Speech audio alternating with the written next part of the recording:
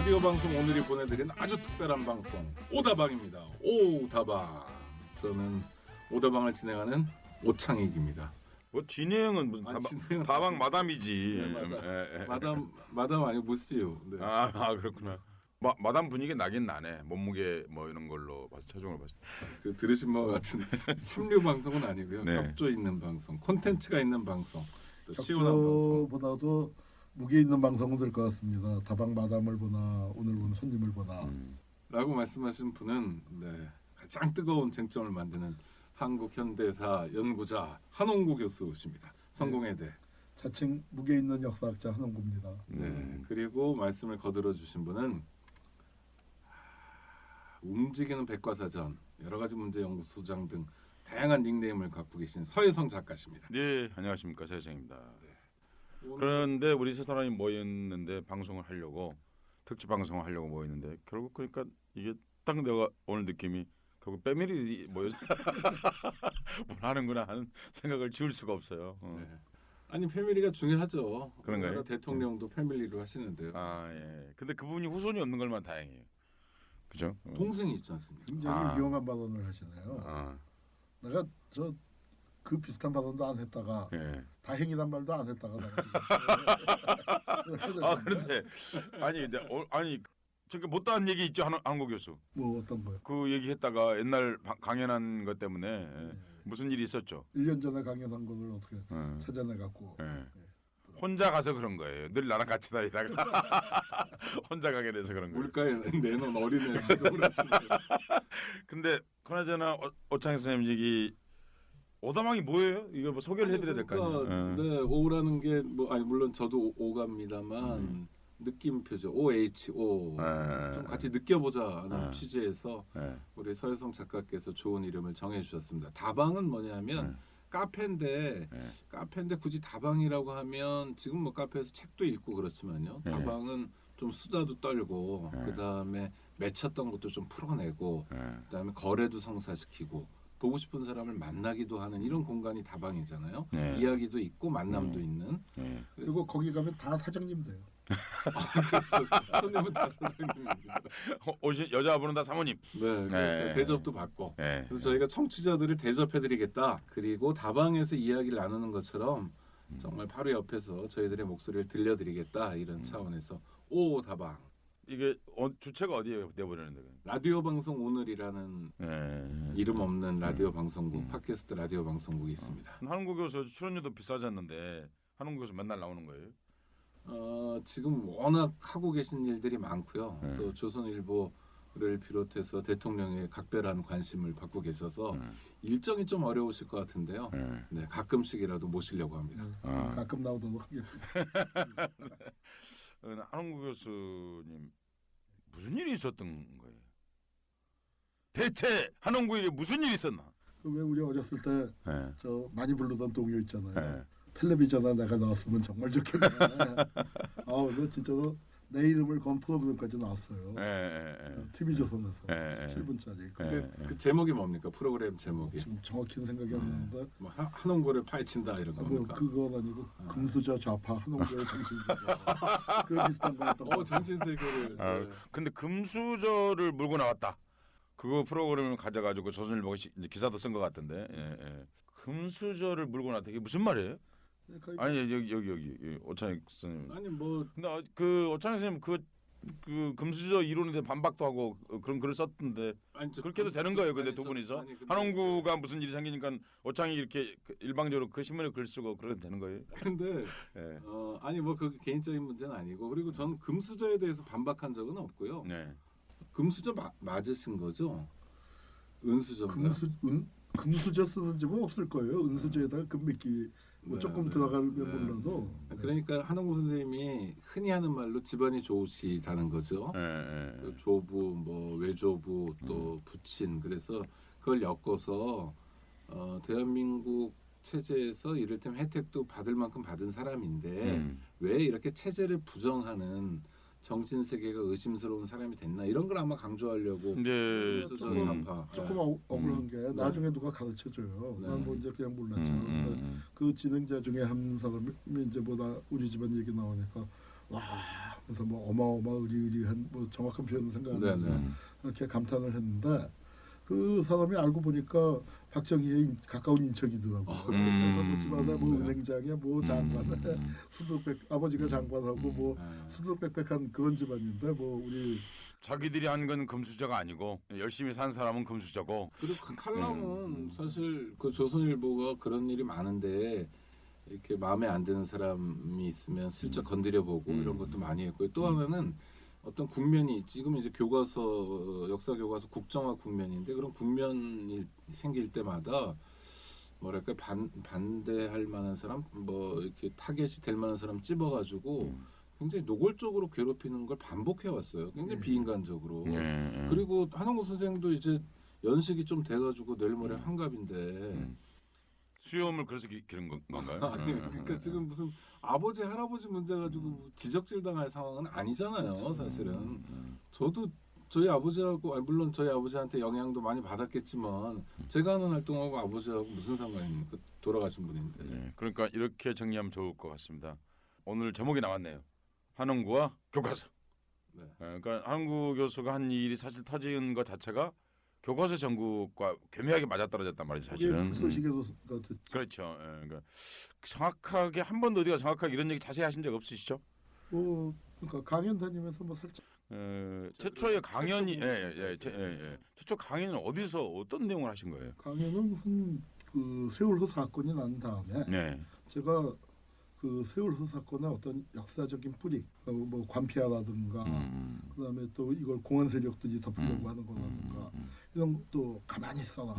이제 이런 것들을 종합해서 가만히 생각해 보니까 그 반민특위가 깨진 데나 최소한 이승만이 한강다리 끊고 도망간 거. 그때 서울 시민들한테 가만히 있어라 한 거 아닙니까?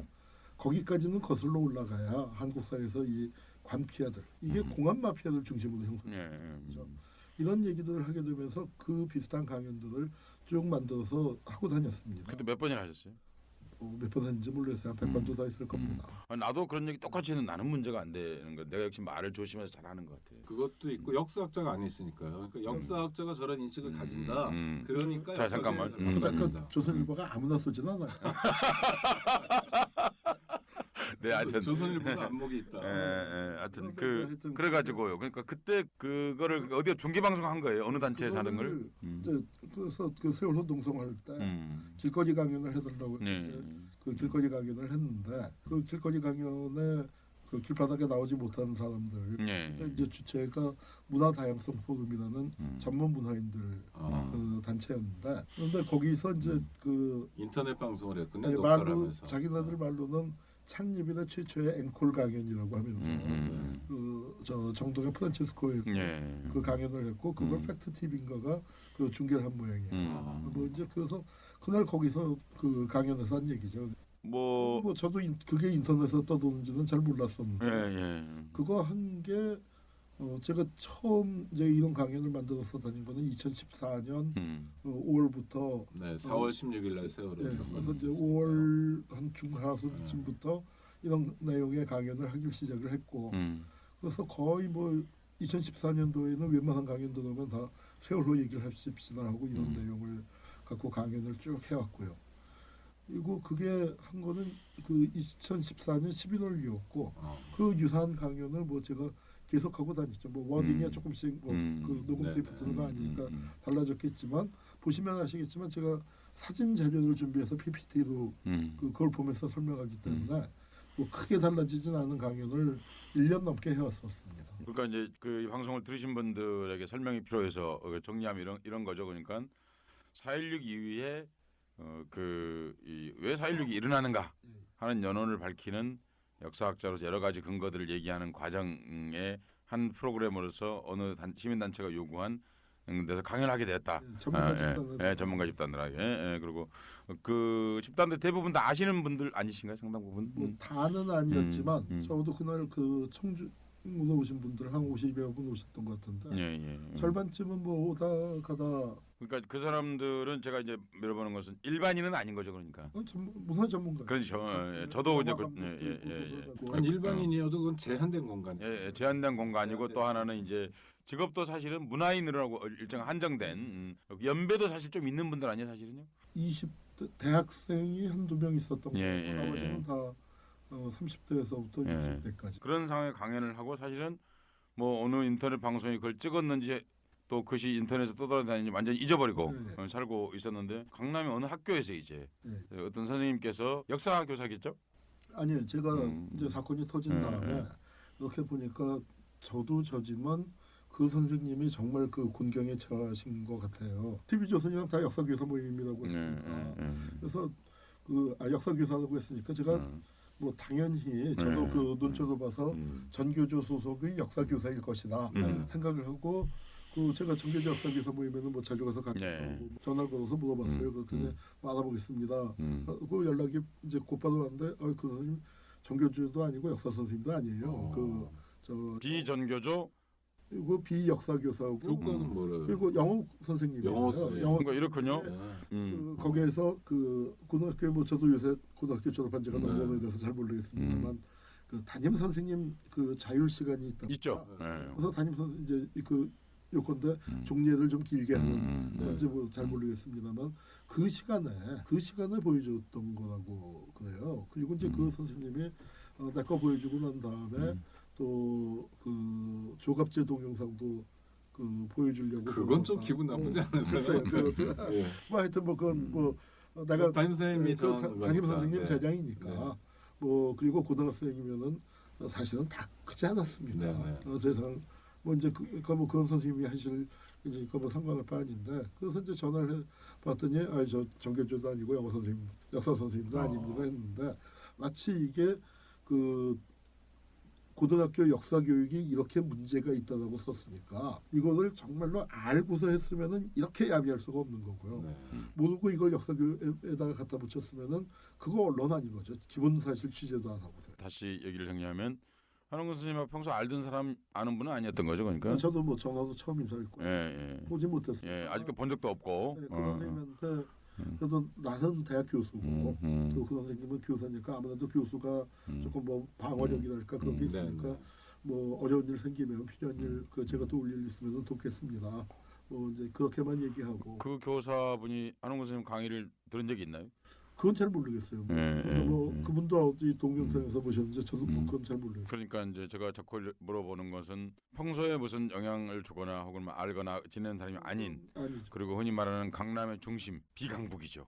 강남에 그리고 역사 교사가 아니고 영어 교사이고 그것을 한웅구 교수의 강연만 틀려고 그랬던 게 아니라 조갑제의 강연도 틀려고 했던 그러니까 어찌 보면 굉장히 중립적인 최소한 기계적 형평성 같은 것을 지키려고 했던 그런 사람 중 한 사람이 이렇게 말할 수 있겠군요. 그러니까 그런데 언론이 말이에요. 오창희 선생님 되게 그런 거 하면 학교만 취재하는 게 아니라 교사 이름도 취재하고 그리고 무슨 시간에 강의했는지도 하고 그런데 왜 언론은 그런 걸 취재를 안 했을까요? 한국 선생님 둘 중에 하나라고 그러셨잖아요. 알든지 모르든지 알면 야비한 거다.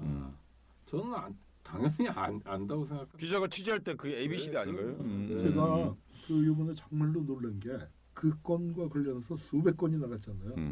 제가 전화를 3통인가 받았어요.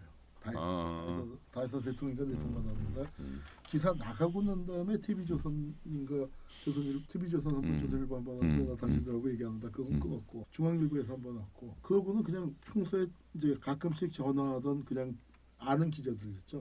그런 기자 2명 그 전화 오고 거의 그게 다예요. 그러니까 확인하기 위한 전화는 한 건도 없었다고 보시면 됩니다. 우리가 뭘 기사를 쓴다고 하는 것은 역사학자에게 답사가 있는 것처럼 혹은 문헌에 대해서 확인하는 일이 있는 것처럼 어떤 최소한의 취재 행위 같은 게 있어야 되는데 이 사건에 대해서는 아예 그런 과정 자체가 없었다. 아니, 없는 정도가 아니고 그 TV조선에서 이제 그 무슨 정신세계인가 그 동영상을 저도 나중에 누가 구해줘서 봤는데요. 그걸 보다 보니까 제가 깜짝 놀란 게 그 동영상 이제 2시간짜리 강의의 주된 내용이 김일성을 찬양하는 거였대요. 라고 방송에서 얘기했다는 거죠. 월간조선 기자예요. 그래서 제가 깜짝 놀란 게 그 강의를 제가 수백 번도 하고 다니고 지금 한국 사회가 어떤 과정을 겪어왔나 이기 때문에 분단 얘기도 사실은 많이 안 나오고 뭐 일제시대 때 한일 독립운동 얘기는 더더욱 안 나오고 한국 전쟁 시기에 부역자 처벌 얘기 뭐 그거에서부터 친일청산 좌절되는 이야기 그다음에 또 하나는 또 제가 대한민국 재헌헌법 얘기를 굉장히 길게 합니다. 그 테이프에서도 한 20여 분, 뭐 보통 제가 요새도 강연 다니면 한 20-30분 얘기를 하는데 제가 그 방송을 보고 두 가지 정말 깜짝 놀란 게 뭐냐면은 그 강연의 김일성 얘기는 아마 김일성 이름이 언급이나 됐는지 모르겠어요. 뭐 얘기하다 김일성이 뭐 한국 전쟁 일으켰다 뭐 이런 식으로 지나가면서 언급하는 부분에서 나왔을지 모르지만 김일성 항일 무장 투쟁 얘기는 그 제 전공입니다. 한마디도 하지 않았었고 그다음에 이제 또 뭐가 나오냐면은 그러니까 한홍구가 그 대한민국 헌법을 부인했다는 거예요. 그러면서 그 대한민국 이제 저희 가계도까지 탈탈 털지 않았습니까? 저희 외할아버지를 재헌헌법의 아버지라고 TV조선에서 그렇게 얘기하면서 한홍구는 대한민국 재헌헌법을 부인하다가 자기 외할아버지까지 부인한 놈이다. 뭐 이제 이런 식으로 표현을 하는데 사실은 폐류나 개통을 만들어가려고 그런 거죠. 강의에서 그러니까 그 문제가 됐었던 그 발언 나오고 한 10분 정도, 뭐 10분 15분 정도 지나면은 제가 재헌헌법 얘기를 시작을 해요. 그래서 재헌헌법 얘기를 한 20여 분 했을 겁니다. 보통 지금 제가 강연 가면은 짧아도 20분, 길면 한 30분. 부정하기는커녕 오히려 남들보다 우리 재헌헌법이 이렇게 거죠. 좋은 헌법이었는데 어떤 놈들이 이 재헌헌법을 말아먹었냐. 그리고 지금 재헌헌법의 얘기를 하면은 이거 내란 못죄니 뭐 종북 좌빨이니 이렇게 하는데 우리 재헌헌법의 내용이 원래 이런 거다. 재헌헌법이 제가 강조하는 내용이 이겁니다. 국가 정체성을 강조하기 위해서 교과서를 만든다고 하는데 대한민국에서 재헌헌법을 안 가르치지 않느냐.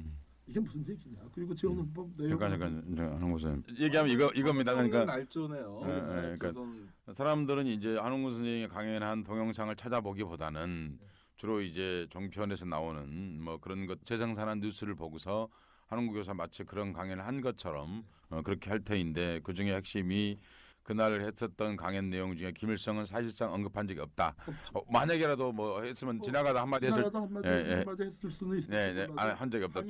얘기는 전혀 두 번째는 이제 외할아버지가 우리가 다 알고 있는 유진호 선생님이신데 사실 뭐 외할아버지기 때문에 얘기하시는 건 아니잖아요.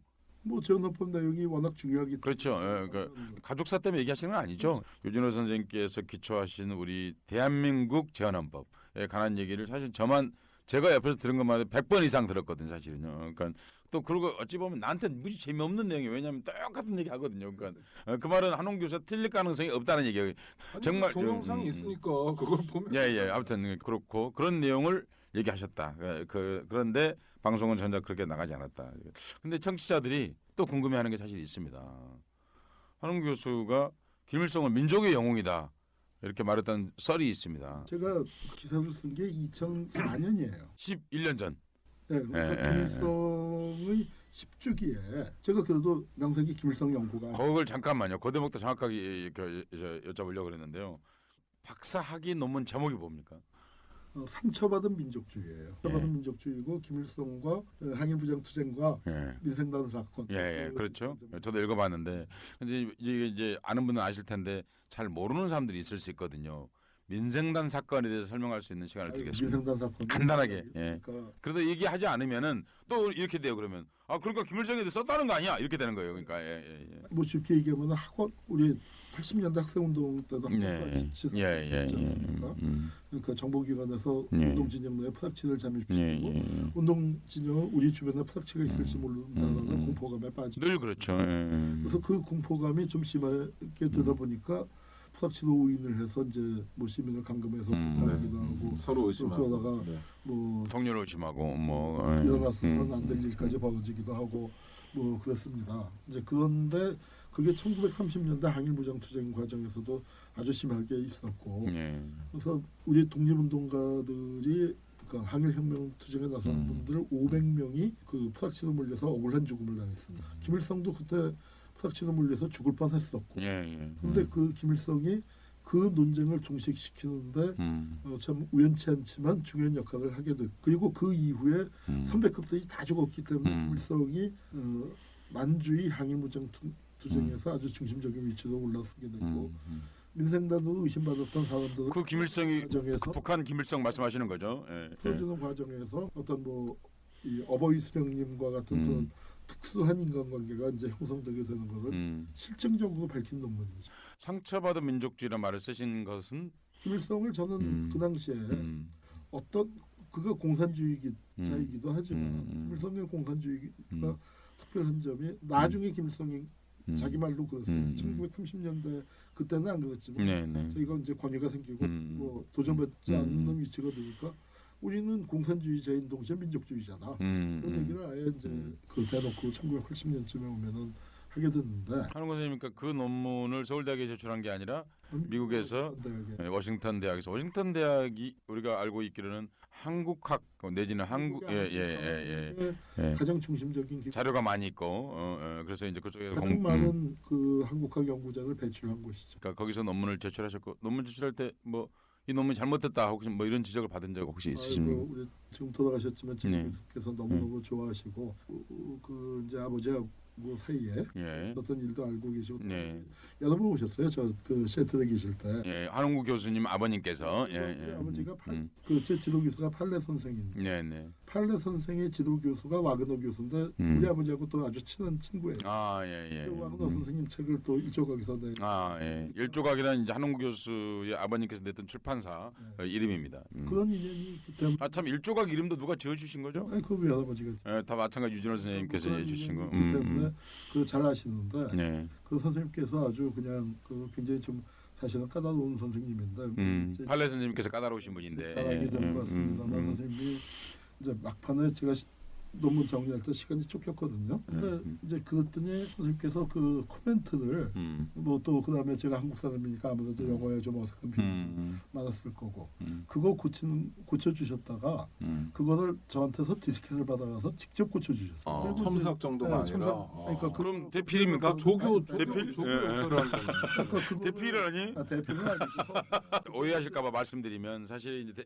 그 외국에서 대학 교수들이 외국인 학생이 왔을 때 그 가장 까다롭게 구는 게 두 가지죠, 사실은요. 영어나 혹은 자기 나라 말 표현하는 거, 그래서 굉장히 까다롭게 굴 수밖에 없는데, 그런데 대개는 그러면 이제 논문 제출할 때 옆에 있는 영어를 잘하는 그 나라 사람한테 좀 의지하죠. 그런데 그 일을 직접 지도 교수께서 해줄 정도의. 저 이제 그 디스켓을 받으러 가겠습니다.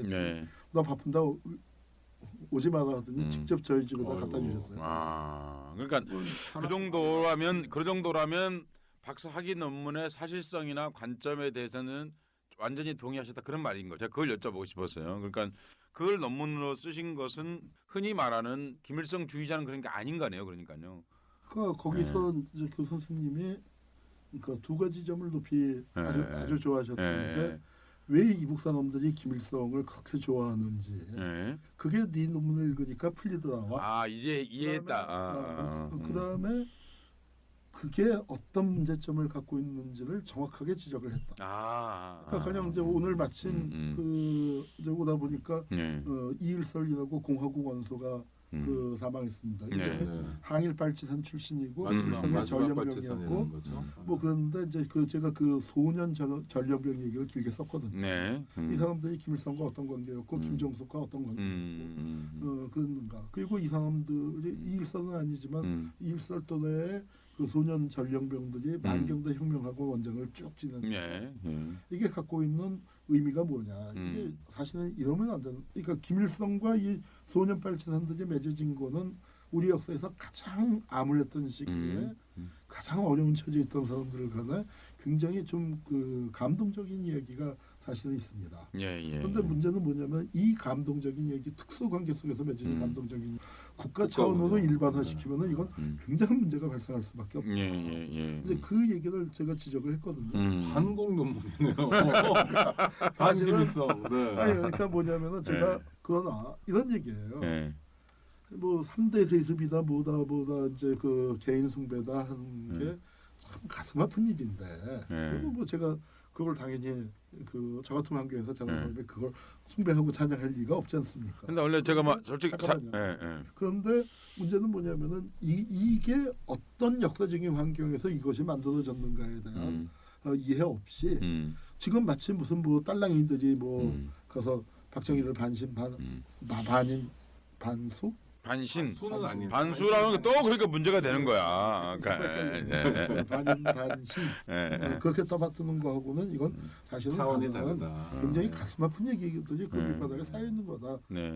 그걸 알고나 비판을 하지 않는 얘기를 했는데 무조건 비판을 하지 않았던. 잠깐 아니 다시 워싱턴 대학으로 돌아가서 그러니까 워싱턴 대학의 그 지도 교수께서 그 정말 미국식 표현으로 적절하게 할 수 있는 그 성의를 보여줄 만큼이었던 이유는 박사학위 논문이 갖고 있는 두 가지 장점을 크게 꼽았다 말씀이시죠. 그러니까 북한 사람들이 왜 그런 정서적 대중 정서적인 것들을 갖고 있는가, 또한 동시에 갖고 있는 한계점 같은 걸 동시에 비판을 했다. 그런 논문을 쓰셨단 말이죠. 그러니까 흔히 말해서 한홍구가 김일성 논문을 썼다. 그러니까 김일성주의자다.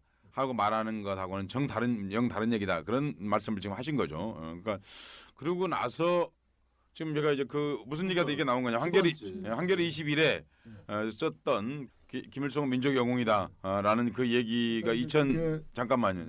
그 2004년에 그 얘기를 썼는데 그거는 썼던 것은 김일성 사망 10주기에 맞춰서 글을 썼는데 그때 그 얘기하다 일이 갔는데 다시 그러면 원래 그 얘기가 돌아가겠습니다. 그러니까 그때 그런 표현을 쓴 건 맞습니까? 민족 영웅이라고? 그 얘기를 이제 하자면은 제가 민족 영웅이라고 쓴 적이 없어요. 그런데 이제 아마 크게 문제가 되기 시작을 한 게 뭐 조금씩 인터넷에서 돌다가 본격적으로 문제가 된 건 2012년 대선이 끝나고 2013년 초에.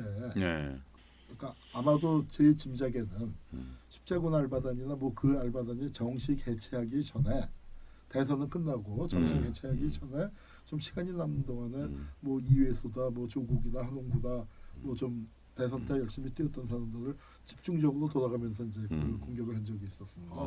근데 그거 하는데 보니까 다 그 한홍구가 이제 김일성을 민족 영웅이라고 했다.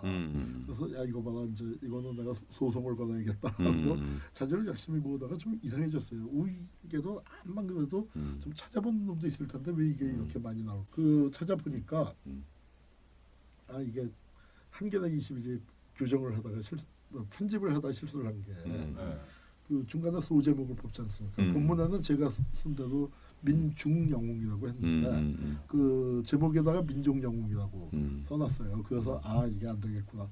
여기 한겨레 21이 실수를 했구나. 이제 그걸 알게 됐는데 민중영웅이라고 한 건 뭐냐면은 그 김일성 그 세습 문제를 얘기를 하면서 그때는 이제 아직 김정은이 나오기 전이니까 3대 세습이 아니고 그냥 세습이었죠. 그걸 얘기하면서 그런데 김일성하고 김정일은 과가 틀리다. 옛날 우리 조선시대 고대 소설을 보면 영웅 소설이 많거든요. 영웅설화. 네. 그래서 임재해 선생님이라고 계시죠, 국문학자. 안동대학에. 그 임재해 선생님 그 논문을 인용해서 영웅 소설의 패턴에는 두 가지가 있다. 하나는 민중 영웅이고 또 하나는 귀족 영웅이다. 민중 영웅은 자수성가형으로 온갖 고난을 겪으면서 스스로 이제 성취를 해나가는 것이 사람이 민중 영웅이고, 그다음에 귀족 영웅은 날 때부터 아래서 태어나거나 뭐 이른바 금수저 영웅이죠. 지금 표현으로 하면 그런데 김일성은 그런 점에서 전형적인 자수성가형 민중 영웅이고 그 분류에 따르면 그래서 많은 것을 성취했다는 부분이 거기서 나온 얘기입니다. 그 많은 것을 성취한 민중 영웅과고 김정일은 아버지로부터 모든 것을 물려받은 귀족 영웅이다. 그래서 이것은 좀 구분해서 볼 필요가 있다. 그게 본문에 다 있습니까? 본문에 다 있습니다. 그냥 영웅 얘기가 괜히 나오는 거예요. 그러니까 그런데도 불구하고 그걸 가지고 근래까지도 저도 사실 제가 인터넷에서 제가 수없이 봤거든요. 그러니까 한홍구는 정복주의자일 뿐만 아니라 정복주의가 아니라 김일성주의자고 그리고 진짜로 만약에 제가 그렇게 김일성을 찬양하고 다녔으면은 내가 대한민국 검찰에 대해서도 싫은 소리를 무지 많이 하고 있는데 여태까지 그만뒀겠습니까? 예, 제가 이제 그러니까 그거로만 보면 정말 그렇게 믿겠어요. 그것도 잡지에다 그렇게 기고한 사람이니까. 확신범인데요. 어제 제가 이제 한홍구 교수랑 어디 공동 뭐 강연 토크 같은 걸 하면서 제가 잠깐 설명을 했는데요. 사실 이제 민중들이 좋아하는 이야기는 귀족 영웅담 별로 좋아하지 않습니다. 왜냐하면 자기하고 일체감이 없기 때문에 그렇죠. 아이덴티파이할 수가 없기 때문에 민중 객담을 좋아하죠 사실은요. 그러니까 그런데 그런 게 언제 가장 널리 유통되냐면요. 사실 영웅담, 그것도 민중 영웅담은 시대가 어려울 때입니다. 어려울 때 사람들은 자기 시대에 대해서 뭔가 돌파하고 싶거든요. 근데 현실에서는 아무것도 할 수 없고 일본 헌병이 저쪽 들고 다니지 총 들고 다니지. 그러나 적어도 사랑방에서 우리가 오늘날 일본식 말이긴 합니다만 굴 아플 때 야 그랬다더라 카더라 이 얘기를 하게 돼 있는 거죠. 그러니까 뭐 어느 날 이제 나무꾼이 산에서 어떤 모자 하나를 쓰고 평소에 안 쓰던 모자를 쓰고 하는 사람을 본 거죠. 실제로는 그 사람이 독립군인지 뭔지 잘 모르지. 그런데 그 다음에 소문을 들으니 아 어디 주저술 누가 습격했다더라. 어제 내가 본 혹시 그 사람이 아니었을까라고 친구에게 얘기했더니 친구는 그 사람이다라고 얘기하게 된 거고 그 사람이 어깨에 메고 가던 것은 총이다. 이렇게 된 거고 뭐 이제 그렇게 되면서 얘기가 퍼져나가는데 실제로 일제 강점기에도 그렇고요. 사실 80년대에도 그랬는데 그 시위에 관련돼서 대개 서울에서 나온 얘기가 제주도까지 퍼지는데 3일 걸리지 않는 걸로 돼 있습니다. 왜냐하면 인간이 그 얘기를 추구하는 심리적 배경이 있게 되면 그는 급속도로 퍼지는 거죠. 실은요. 그러니까 우리 독립운동에 우리 어렸을 적에 들은 많은 얘기들이 사실이었다기보다 진실이었습니다. 그러니까 그렇게 했으면 얼마나 좋을까 하는 대중적 민중적 열망을 담고 있는 거고 그런 과정에서 이제 민중 영웅이 출현하게 되는 거고 안 그러면 우리는 무협지라는 건 읽을 수가 없죠. 전 그 다른 글에서 이런 표현을 쓴 적이 있어요. 그러니까 뭐 노동신문 같은데 보면은 뭐 우리 많이 이제 놀려먹는 얘기 나오지 않습니까? 솔방울로 수리탄을 만드시고 가랑제프로 압록강을 건너시고 뭐 이제 그런데 이거를 북한 책이 이렇게 써갖고 역사를 왜곡한다. 솔방울로 수리탄 만들기가 있습니까? 가랑제프로 압록강을 어떻게 건너요? 그걸 누가 믿겠어요? 그런데 문제는 뭐냐면은 이제 이북이 이렇게 허황된 얘기가 역사책에 가득 차 있다. 이렇게 비판하고 끝나는데 이거 너무나 멍청한 짓이란 말이죠. 왜 솔방울로 가랑잎을 만든 거는 사실이 아니죠. 네. 그건 역사적 팩트가 아닙니다. 그런데 우리가 여기서 무시해서는 안 될 역사적 팩트가 당시 대중들 사이에 이런 설화가 돌아다니고 있었다는 역사적 팩트예요. 이게 왜 이런 얘기가 나왔냐? 바로 정말 가장 암울한 시기였기 때문에 이런 얘기가 나오는 거거든요. 그러니까 뭔가 능력자를 구하는 거죠. 메시아 같은 존재. 그러니까 이 서해안에 많은 여러 사람들이에요. 홍경래가 지금도 살아 있습니다. 그럼요. 그러니까 홍경래 죽었거든요. 명백하게 죽었거든요. 중국으로 갔는데. 그러니까 제가 어렸을 때도 어느 섬에 갔더니 프랑스 나폴레옹도 살아 있어요. 그러니까 어디 갔더니 뭐 이상한 터가 있어. 그 할아버지들이 뭐라고 그러냐면 여기가 홍경래가 쇠를 다스리던 자리다. 아 홍경래 지금으로 치면 어디 신우주 사람인데 정주 사람이니까. 근데 저 밑에 남도까지 거기서 이제 홍경래가 여기서 쇠를 다스리던 자리다.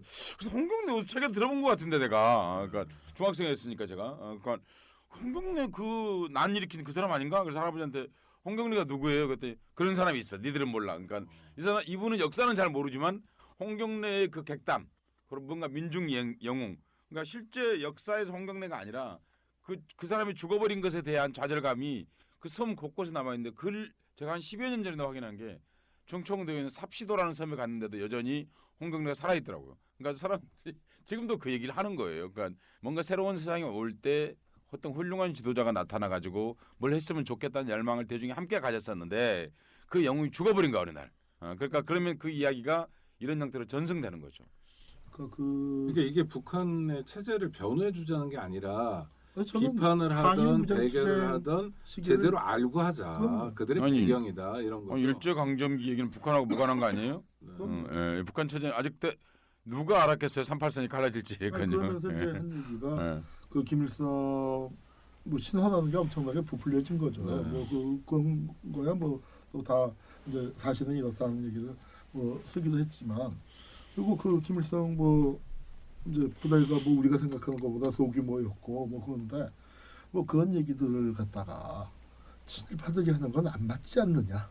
적어도. 그런데 백범 선생이나 다른 독립운동 했던 분들이 그 김일성만 싸운 게 아니고 우리도 싸웠다 뭐 이렇게 얘기하는 거 방법이 다르거나 노선이 다르거나 그리고 김일성만 너무 부풀리지 마라 그렇게 얘기하는 거 얼마든지요. 그런데 친일파들 더군다나 김일성 토벌 때 하던 사람들 김일성 토벌 때 윤봉길이 죽인 알겠습니다. 그 시라카와 유신옥이라는 그런 창시명을 써가면서 토벌 때 하던 그런 패거리들이 뭐 김일성 별거 아니었다 또는 가짜다. 요새 김일성 가짜설이 인터넷에 너무너무 많아요. 그게 우리 박정희 때 맨날 듣던 얘기인데. 뭐. 예, 그러니까 오늘 안홍구 교수님 마음 좀 많이 풀리고 있으시죠?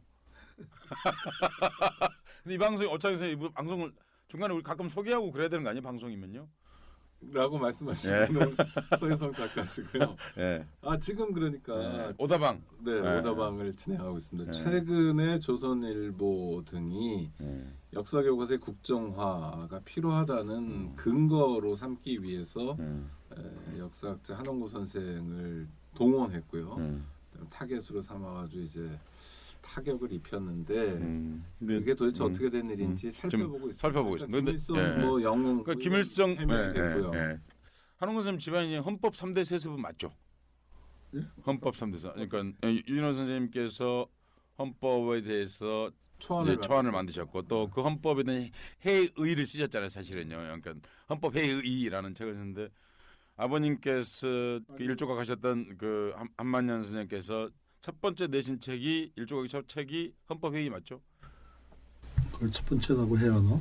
하여튼요. 제가 찾아본 걸로는 그랬어요. 그리고 한홍구 교수가 그 재헌헌법을 옹호하는 수많은 얘기를 하고 모두가 아니 한 몇 년 됐죠. 그러니까 헌법에 대한 그 3대 세습적인 좋은 거예요. 이건 진짜 좋은 거야.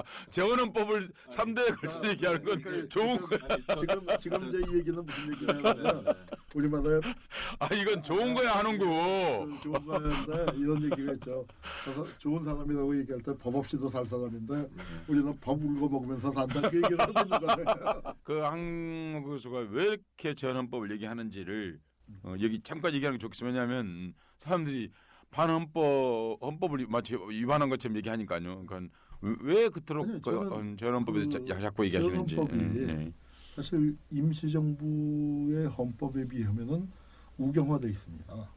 임시정부는 좌우합작이었고 그런데 그 대한민국 재헌헌법을 만들 때는 우파들만 모여서 만들었다. 그러니까 임시정부 헌법에 비해서는 한 두어 발짝 어느 쪽으로 가 있는 건 맞아요. 그래도 그게 우리 독립운동에서부터의 큰 흐름이 있었던 그 강문을 벗어난 건 아니란 말이에요. 그 강문의 오른쪽 기술기죠.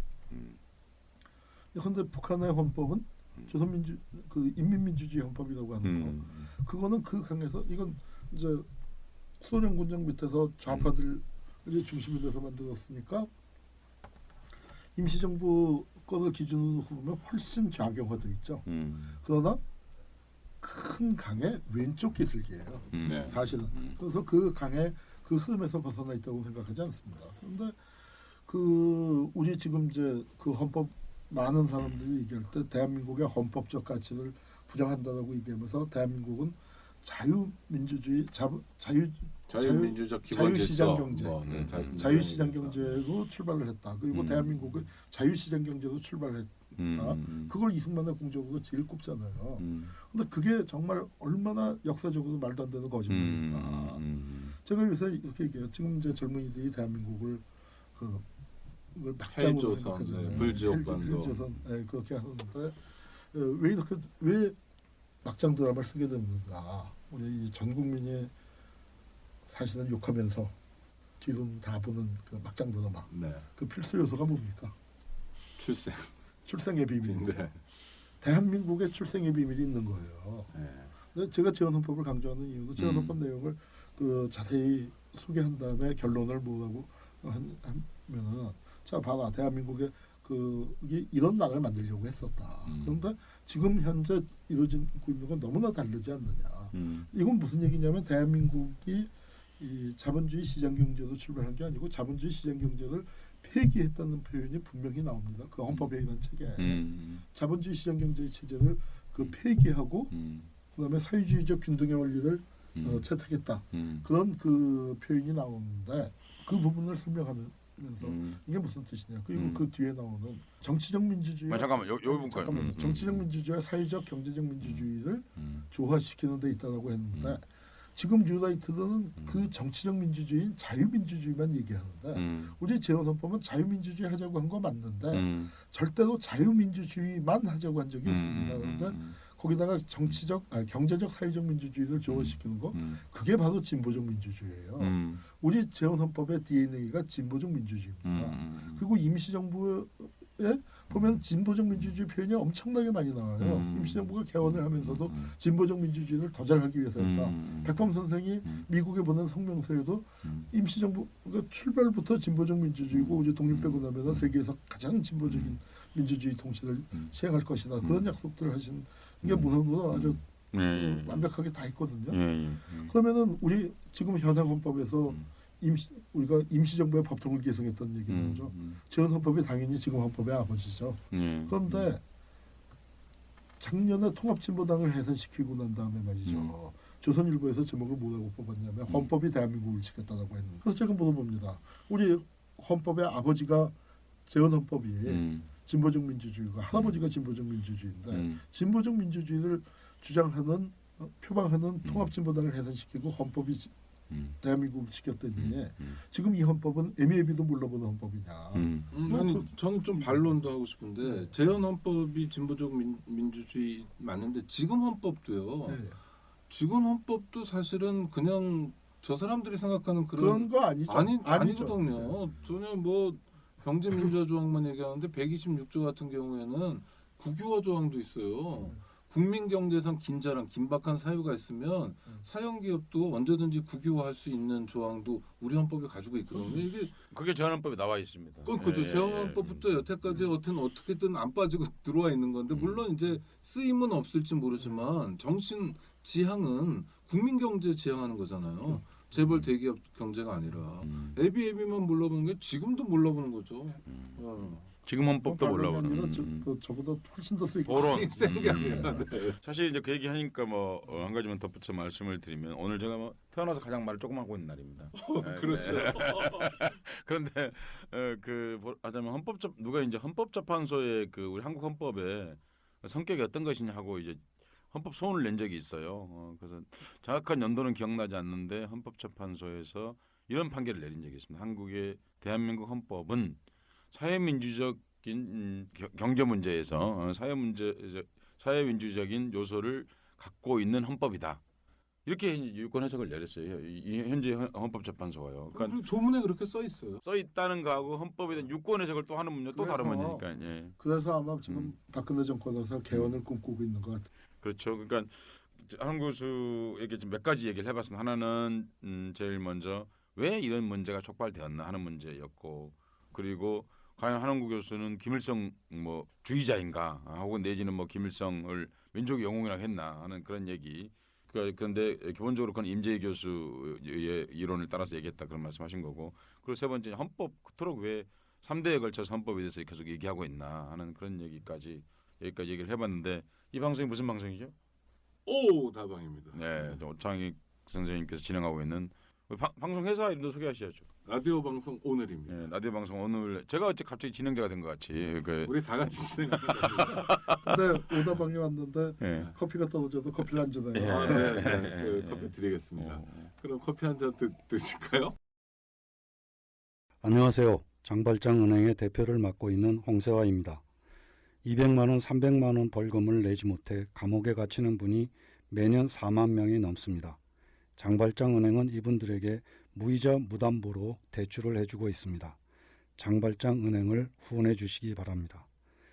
실로 모든 게 엉망으로 치닫는 듯한 세상입니다마는 스스로 아름다워지는 데에 겸연쩍어하지 않기를 바랍니다. 고맙습니다. 저는 금수저 얘기 좀 한번 하고 갔으면 좋겠어요. 저는 거기 이의 있습니다. 왜요? 아니 뭐 그걸 오창익 선생님이 글 썼다고만 그걸 다시 뭐 자기가 금수 얘기를 하겠다고 그렇게 하면 어떡합니까? 이거 뭐 왜 이래요? 그러니까요. 아니 그건 뭐 다른 문제가 아니라 조선일보가 너무 야비해요. 그리고 정말 뭐죠? 목적을 위해서는 수단 방법 가리지 않는 그런 야비함 있잖아요. 이게 그러니까 우파든 좌파든 저는 어느 쪽도 마찬가지인데 그래도 우리가 지켜야 될 기본적인 도리들은 있는 것 같아요. 네. 그러니까 왜 쓰셨어요, 경향신문에? 아니 그러니까 조선일보 보도를 보면서 화나고 그리고 그 전 애들 보면 조선일보가 그렇게 공격할 때 많은 분들이 어떤 분들 특히 공직에 있는 분들이 더 그러셨는데 참으시더라고요. 그리고 뭐 당신만의 문제가 아니라 또 미치는 영향도 있기 때문에 또 참기도 하고 또 김대중 노무현 정부 때도 그런 일들 많이 있었고요. 또 어떤 분은 참지 않고 조선일보랑 싸우고 싶은데 너무 또 개인의 역량이랄까 뭐 예. 그냥 평범한 예. 제가 그 칼럼에도 썼습니다. 예. 김영근 선생님 같은 교사 이런 분들은 이제 자기 방어력이 좀 떨어지고 하여튼 뭐 그런 상황인데 한홍구 선생님이 이제 입장문도 내시고 그래서 아 이분은 조선일보랑 싸우시려나 보다. 그러면 한번 어떤 일이 있었는지 점검해보자라는 차원에서 있고 특히 화났던 건 이거예요.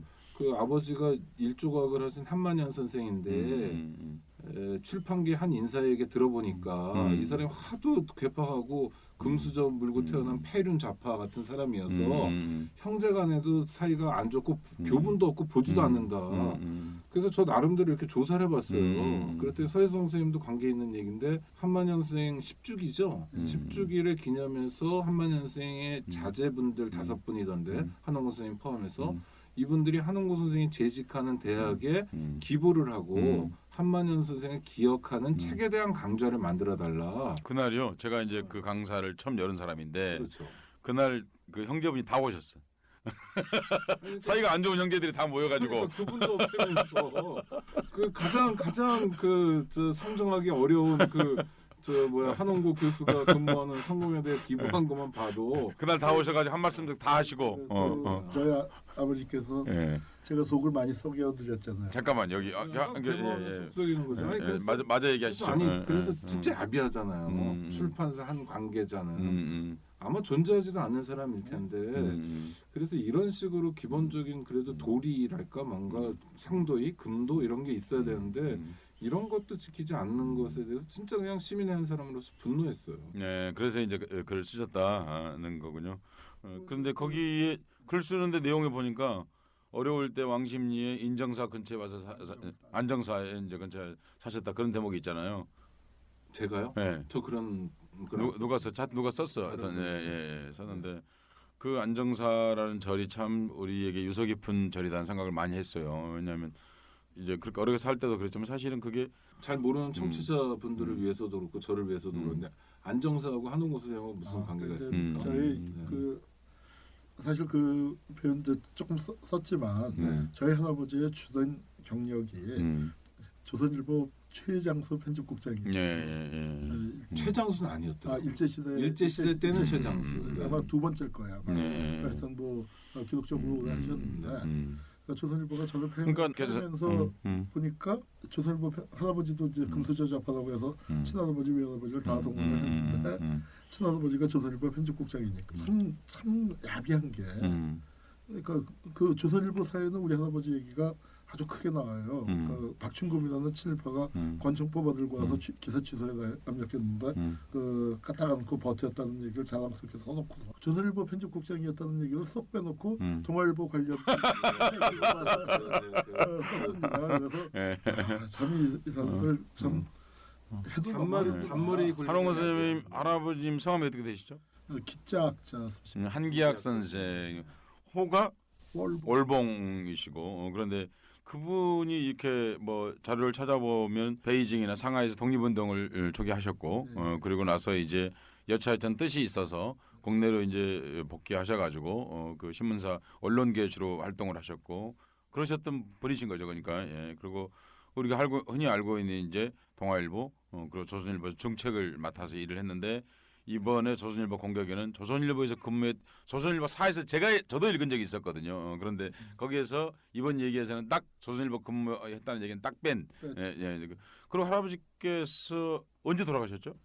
돌아가신 거는 41년에. 41년에. 그러니까 돌아가실 때 집안의 재산을 많이 남겨놓고 돌아가셨나요? 아니 뭐 조선 시대에는 저희가 그래도 조금은 살았던 것 같은데. 그러니까 저희 오대조가 지금 중국 대사관 자리가 저희 집이었다고 하죠. 이제 할아버지 대에 망했어요. 할아버지 대에 망해서 아버지는 아주 어렵게 지내셨는데 그 망한 이유가 뭐 저희 할아버지가 술 하거나 뭐 도박을 하거나 해서 망한 건 아니고 그때 조선일보가 굉장히 어려웠습니다. 그렇게 되니까 이제 뭐 어느 지경이었냐면은 그 경영이 어려워져서 직원들 월급도 못 주니까 그 집에 이제 할아버지 이름으로 그 직원들이 설렁탕 시켜 먹고 어떤 지금도 사실 그 이름이 있는데 저희 사무실 건너편에 있는 설렁탕 그러니까 예. 제가 가끔 갑니다. 예. 그래서 집에 저는 한홍 교수가 사실 밥 먹자고 그러면 지금도 이문설렁탕을 꼭 가자고 그래요. 왜냐하면 그때 있던 집입니다. 예, 근데 그때 목가품에서 뭐 그때 이제 할아버지께서 혼자 외상을 하신 게 아니고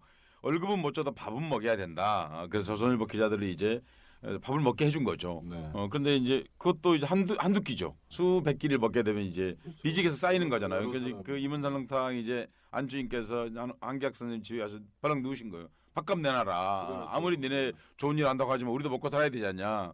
이럴 정도까지 쓰셨고 그러다 보니까 나중에 밥을 임은설렁탕 더 이상 못 드셨다면서요.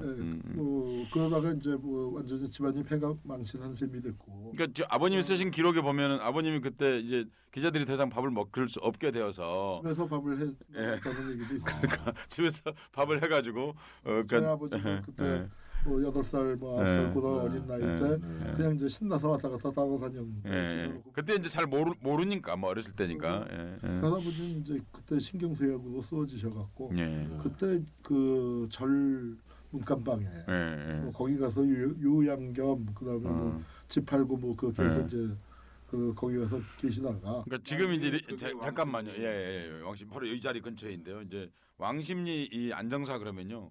사실 그 당시에는 굉장히 먼 곳이었습니다. 지금 우리가 왕십리가 너무 가까워서 그렇지. 그러니까 그 당시 오리나 떨어진 데. 예, 그 뭐 상당히 떨어진 곳이었고, 그래서 그런 곳에 문간방에 와서 살 만큼 가난하게. 그러니까 적어도 금수저를 물고 태어난 건 아니네요.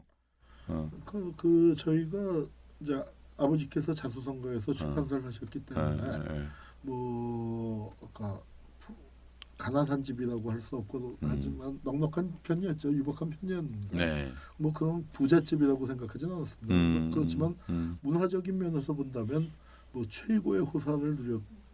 출판을 하셨고 또 역사에 관련된 제가 책이 많았고 또 제가 학생 때 교보에 가서 저하고 둘째 형하고는 교보에 가서 들고 그러니까 보고 싶은 책 마음대로 들고 올 수 있는 그거는 그러니까 저희한테 용돈을 많이 주신 적은 없지만 저희 공부할 때 보고 싶은 책은 마음껏 받아 그런 이제 사치는 누렸었어요. 그래서 근래 박정희를 옹호했다 이런 얘기가 있던데. 예, 그거는 이제 그 빨갱이도 몰려보니까 제가 빨갱이도 몰려보니까 그 박정희의 심경을 알겠어요. 대한민국에서 한계를 토일 뻔했었죠.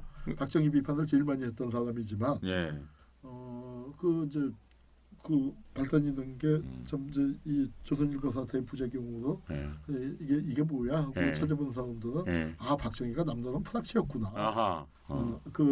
그거는 이제 확실하게 아시죠. 근데 그쪽에 대해서는 사실 좋은 글이 많이 있어요.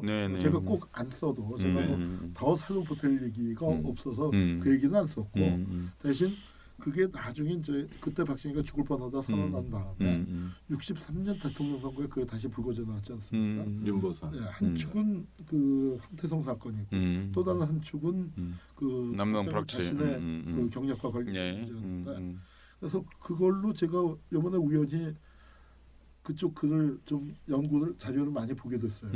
황태성 관련 그 전기가 새로 나왔지 않습니까?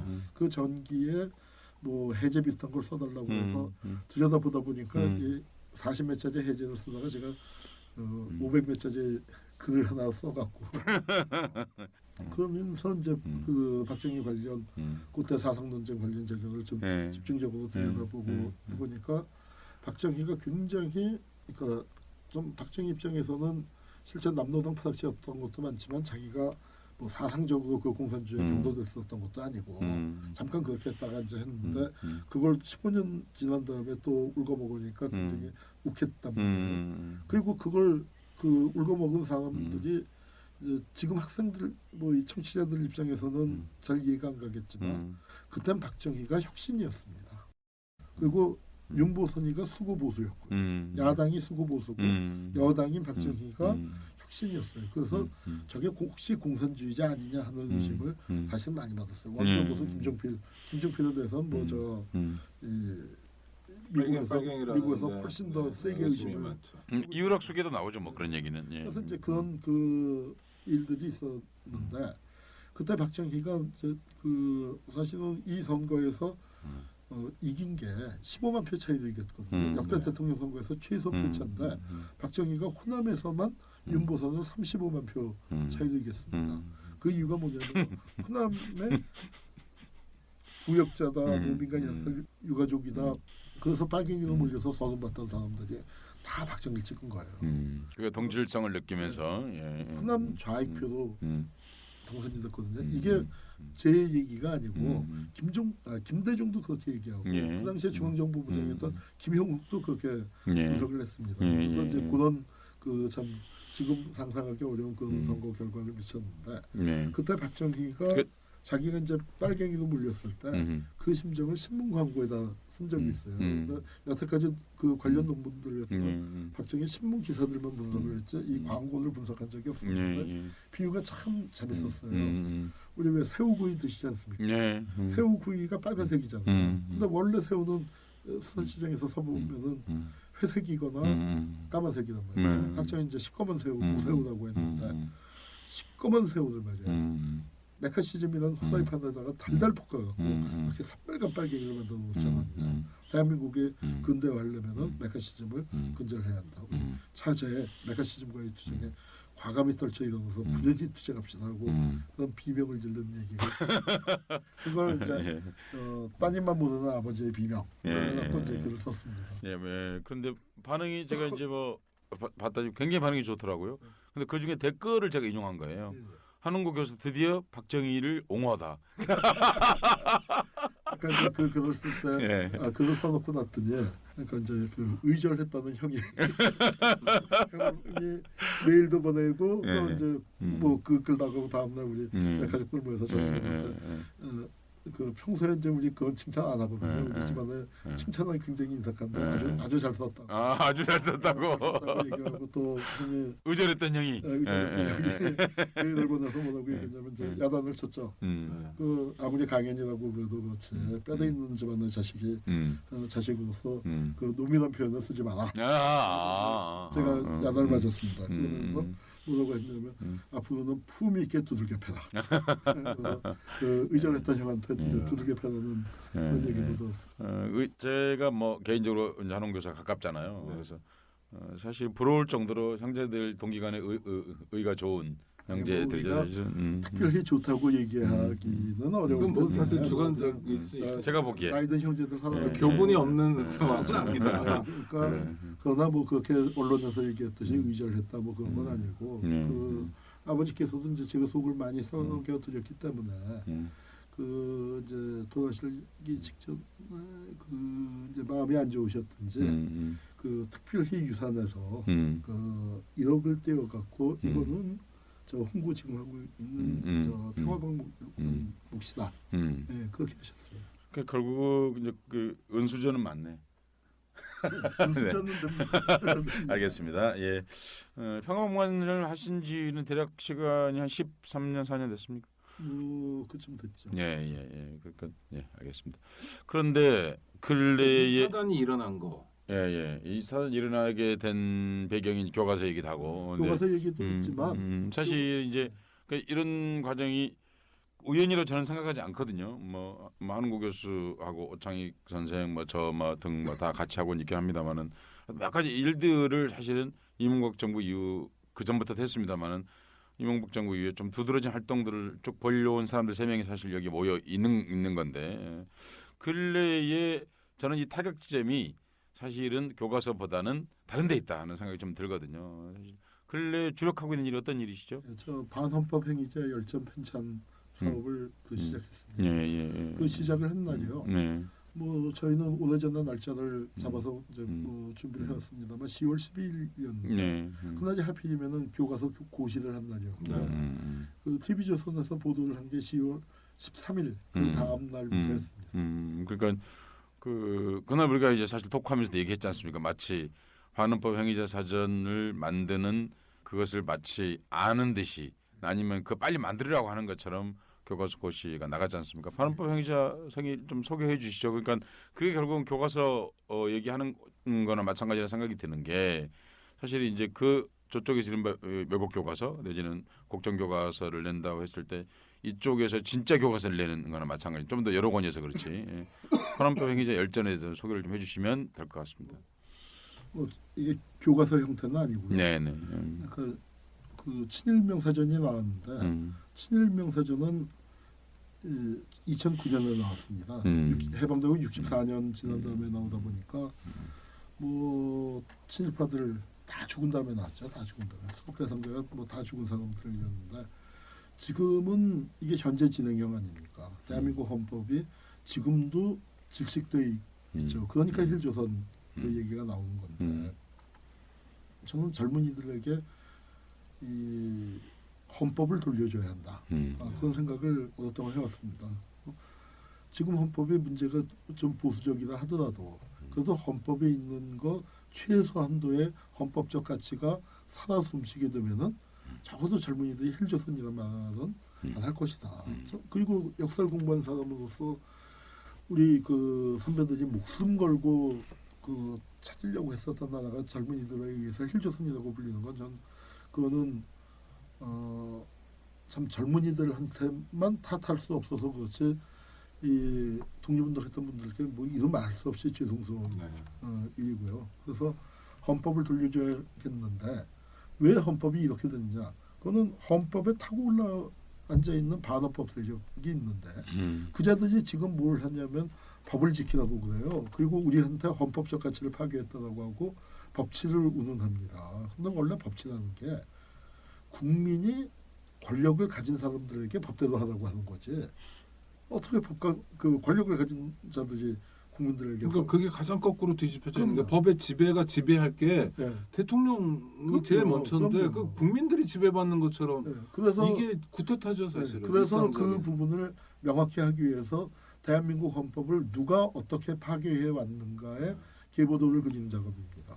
위로는 친일파 문제에서부터 그리고 그 바로 다리 끊고 도망갔던 지점 반민특위가 깨진 지점이 세월호의 죽음의 항로가 시작되고 그 친일 세력이 건국의 원훈인 것처럼 포장을 하고 반공 전사로 포장을 하고 그렇게 나와서 독립운동했던 사람들을 싹 잡아 죽인 그 역사 그리고 민주운동을 그 탄압했던 그 역사. 알겠습니다. 이게 그건 유나이트 교과서가 문제가 되는 게 뭐냐면 또는 이 국정교과서는 더 심하겠죠.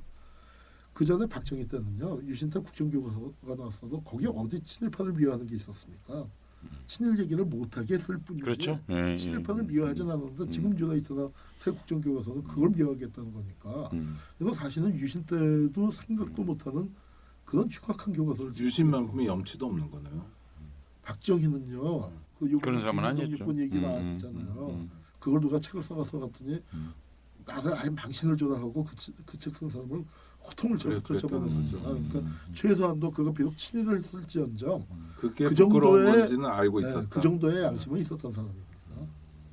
네, 그러니까 좀 교과서 전국과 이런 거죠. 교과서 전국과 반헌법 행위자 열전이 의도하지는 않았으나 적절하게 어떤 어느 지점에서 기란 관계에 있다 이렇게 말할 수 있는 어느 지점에서 만났습니다. 그날이 10월 10일이었다는 거죠. 그리고 그 이번에 한웅 교수의 작년 강연 얘기가 1년도 반 전쯤 되겠죠, 대략. 1년쯤 1년쯤 됐나요?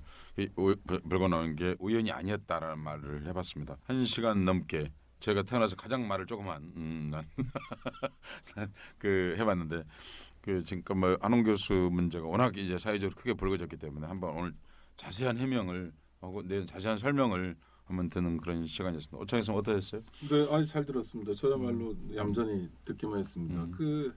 그런데 오늘 방송을 저희가 이제 보내드릴 텐데요. 이 방송을 들으시고 이런 방송이 계속됐으면 좋겠다 하면 주변에 많이 권해주시면 저희가 2탄, 3탄, 4탄 계속 가겠습니다. 이게 다운로드 됩니까? 그럼요. 다운로드 되고요. 어디서 됩니까? 팟빵에서 들으실 수 있고요. 라디오 오늘 저 홈페이지에서 들으실 수 있고요. 곳곳에서 들으실 수 있습니다. 주변에 좀 권해주시고. 라디오 오늘은 어떻게 찾을 수 있어요? 라디오 방송 오늘이랑 검색어 치시면 홈페이지가 나오고요. 네. 보통 팟캐스트는 팟빵에서 많이 들으시니까요. 네. 팟빵을 통해서 들으시면 됩니다. 그리고 주변에 많이 권해주시고 그래야 저희가 또 일주일 후에 새로운 방송으로 찾아뵐 수 있습니다.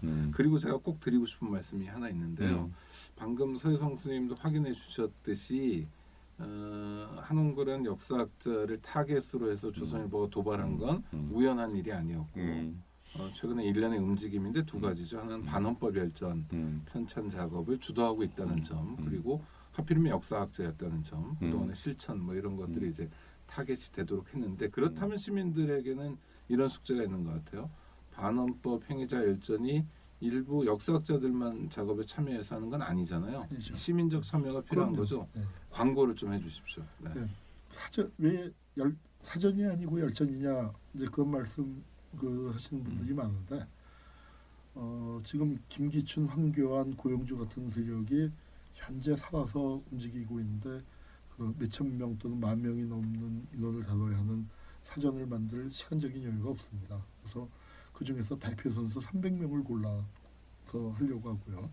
시간은 그래도 많이 어느 정도는 걸릴 거라고 생각합니다. 한 4, 5년 그 정도는 잡고 시작을 하는데, 기본 개념은 그렇습니다. 여기 오늘 오다방 오마담께서도 그러시고 서혜성 작가도 발기인으로 같이 동참을 해주셨습니다만, 대한민국의 대표 지식인 300명을 지금 모으고 있습니다. 그래서 헌법을 파괴한 대표 악당 300명의 이름과 그들의 행적을 기록을 하려고 합니다. 그리고 그 과정에서 저희가 자료를 광범위하게 모아서 그 모은 자료는 아카이브로 남기려고 그럽니다. 그리고 시민 여러분들께서는, 근데 이 작업이 벌써 시작만 해도 제가 저를 이렇게 표적으로 저격을 하고 있는데, 그래서 저는 책임감을 느끼는 게, 일단 제가 좀 맷집을 키워야겠다. 네. 그래서 저런 저격에도 끄떡없이 살아남아서 별일, 당신들 들으면 깜짝 놀라겠지만 나 별일 없이 산다. 네. 장기한 노래를 불러가면서 작업을 해야겠지만, 그러나 이게 쉬운 일은 결코 아닙니다. 그러니까 이런 작업을 계속하려면 시민 여러분들께서 적극적으로 동참을 해주셔야겠고, 어떻게 참여해야 됩니까? 뭐 전화번호나 홈페이지, 네, 전화번호, 네. 홈페이지도 있고, 그다음에 계좌번호, 요거 네. 방송 나가면은 네. 꼭 이제 불러드리겠고요.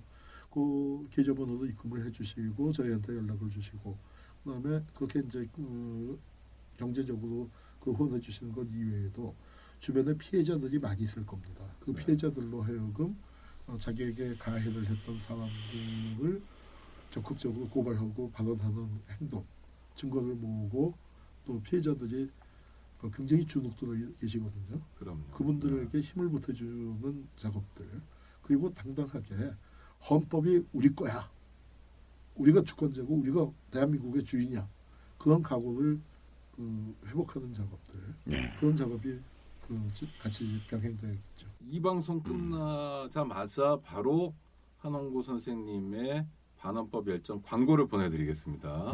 청취자 여러분께서는 계속 들어보시면 이제 뭐 전화번호나 알림이 있을 테니까요. 많이 참여해주시고, 라디오 방송 오늘 회원으로도, 또 제가 일하는 인권연대 회원으로도 많이 참여해주셨으면 합니다. 민주정부 10년 동안에 가장 여러 가지 일을 잘했는데, 가장 잘못한 일 한 가지만 꼽으라면 저는 이렇게 반헌법 행위자 혹은 반민주 행위자에 대해서 국가가 공적 기록을 갖지 못한 일이라고 생각합니다. 제가 사실은 그때 신문에 여러 번 썼는데요. 결국은 이근한 한 명만 순교자로 남길 것이다 라고 제가 불행하게도 예언을 했거든요. 네. 그건 사실이 됐습니다. 왜냐하면 저는 징벌 없는 조사라는 건 별로 의미 없다. 가해자를 기록하지 않는 피해자 중심의 기술만 가지고는 사실 역사에서 정의를 바로 세울 수 없다.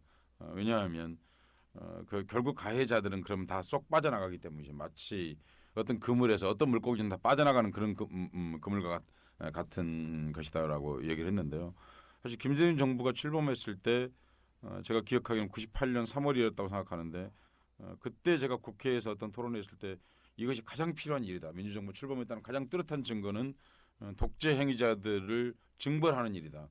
그리고 그들에게 낙인을 찍고 아직, 왜냐하면 그들이 현실 권력에 지금도 그렇지만 그때는 더욱 그랬지 않습니까? 사실은 그 일을 못한 채로 흘러왔죠. 사실은. 그러다가 이제 한국 교수랑 이 문제를 여러 번 논의를 했어요. 그러니까 한 교수에게 마지막으로 물어보는 것인데요. 왜 그때 얘기할 때 이제 우리가 반민주 행위자냐, 반인륜 행위자냐, 반헌법 행위자냐 이런 논의를 했지 않습니까? 그런데 최종적으로 반헌법 행위자로 정한 까닭을 시민들에게 조금만 더 설명해 주시면. 뭐 여러 가지 논의가 있었습니다만, 민주 반민주 구도라는 게 너무 좀 자의적일 수도 속된 있어요. 말로 또 구리구리해질 수도 있고요.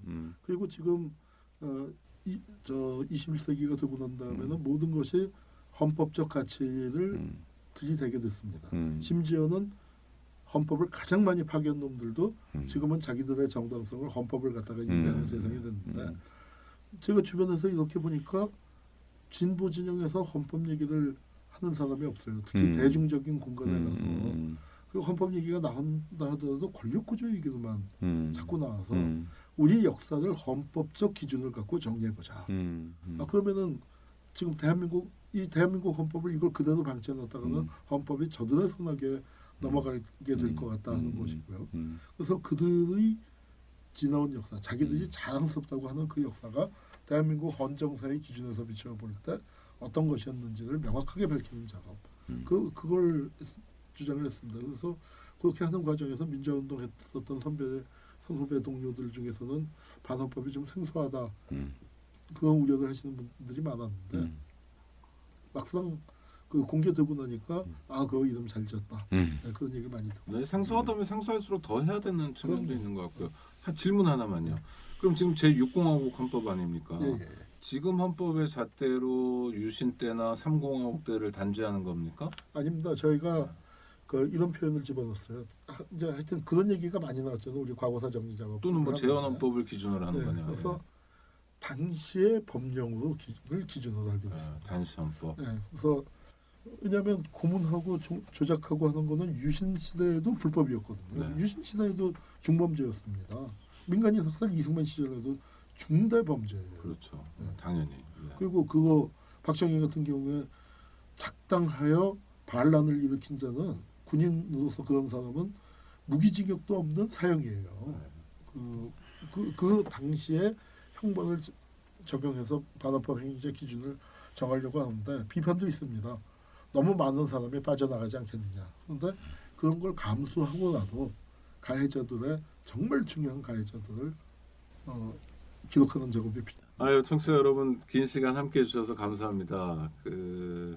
저희 방송이 다음 주에도 계속될 수 있도록 많이 들어주시기 바라고요. 지금까지 함께해 주신 한홍구 선생님 정말 감사합니다. 또 개인적인 얘기 뭐 이런 거 좀 민망한 얘기도 하시게 돼서 좀 마음이 그렇긴 하지만 또 조선일보가 그런 거로 건드렸기 때문에 또 저희가 얘기 안 할 수 없는 네. 형제들 간의 사이가 좋은지 나쁜지도 따져야 하는 그런 얘기까지 하게 됐습니다. 참 유감입니다. 서혜성 선생님도 고맙습니다. 뭐 한 말씀 하시죠. 네. 팟캐스트 같은 거 출연해 보니 한 1000번 한 것 같은데요. 근데 가장 말을 조그만 그런 날이었습니다. 다른 것보다도 이거 오창현 선생님 이게 후원을 할 수 있습니까? 그럼요. 어떻게 하면 후원을 할 수 있습니까? 라디오 방송 오늘을 후원해 주시면 됩니다. 예. 네, 라디오 방송 오늘 홈페이지에 들어오셔서 회원 가입을 해주시면 다양한 저 후원 방도가 있으니까요. 그러니까 이걸 앞으로도 계속 하는 건가요? 그러니까 많이 들어주시면 앞으로 계속 하고요. 못 들어주시면 뭐 자연히 도태하는 건데 많이 들어주시리라 믿습니다. 예. 그러니까 라디오 방송 오늘이 이제 팟캐스트를 하면서 이렇게 한홍구 교수 혹은 또 홍길동, 뭐 임꺽정 이런 사람들이 나와서 이제 방송을 하게 된다. 네. 그런 오늘부로 시작한다. 네, 그렇습니다. 그렇습니다. 그러니까 그런데 오늘은 정말 요새 역사학계를 넘어서 시민들에게 가장 뜨거운 핫 이슈 중 인물 한홍구 교수를 모셔 특집 방송으로 시작을 했다. 네. 이렇게 보면 되겠군요. 예. 그러니까 그 후원금이 액수가 정해져 있나요? 없습니다. 1원 이상. 아니 1원은 아닌데요. 뭐 1,000원 이상. 네. 그리고 뭐 핸드폰 결제도 하실 수 있고요. 네. 다양한 결제 수단이 있으니까 CMS라고 자동 출금도 되고 회원 가입도 가능하고요. 오창현 선생님 활동하고 계신 단체는 인권연대도 네. 예, 거기 같이 인권연대 후원할 수 있는 그런 게 돼 있습니다. 인권연대 홈페이지에 오시면 언제든지 가능합니다. 네. 함께해 주시고요. 그럼 오늘은 방송을 어떻게 들으셨을지 궁금한데 재밌으셨다면 이렇게 댓글도 달아주시고 달아주시고 그리고 오다방. 네. 예, 오다방 괜찮다. 오늘 방송 제목을 뭘로 잡으면 좋을까요? 아까 제가 하면서 뭐 얘기는 한마디 했습니다만 한홍구와 교과서 뭐 이렇게 해봤는데 오다방 첫 번째 방송 이 정도로 마치도록 하겠습니다. 네, 청취자 여러분 고맙습니다. 네, 감사합니다. 네, 고맙습니다. 안녕하세요. 한홍구입니다. 요즘 반헌법 행위자 열전 편찬위원회 사업을 시작했습니다. 시민 여러분을 반헌법 행위자 열전 편찬위원회의 시민 편찬위원으로 모시고자 합니다. 여러 가지 참여 방법이 있겠지만 가장 중요한 그 후원을 부탁드립니다. 후원 계좌는 국민은행 006-001-04-198120 다시 한번 부르겠습니다. 006-001-04-198120 사단법인